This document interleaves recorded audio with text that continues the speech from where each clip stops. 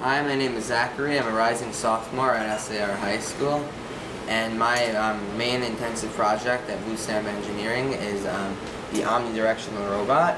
Now, my milestone is that I was able to send signals by pressing the buttons to these motors, and this is how I do it. This is a standard PS2 controller, and it sends signal to the wireless PS2 receiver over here. Now these wires, the red and black one, this is what provides this power, and the rest of these wires go into these digital pins and give the Arduino the signal as I coded it, and I'll show you how I coded it after.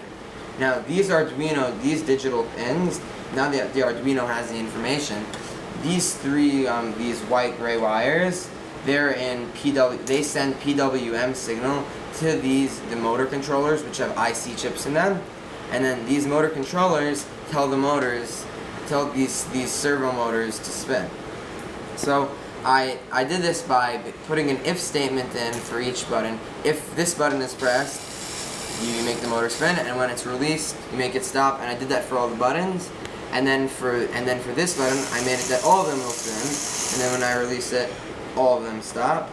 And this is the power source for the motors, because this is 7.4 volts, and the motors, the Arduino can only give 5.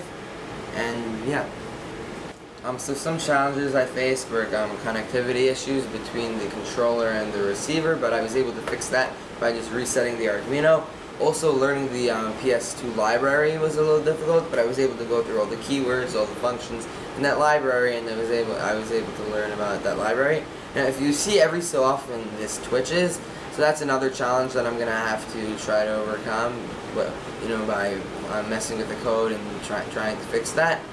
And now my next step is to build the actual structure of the robot and configure the wheels in such a way, and then write the code based on the fact that the wheels are configured in that way using trigonometry.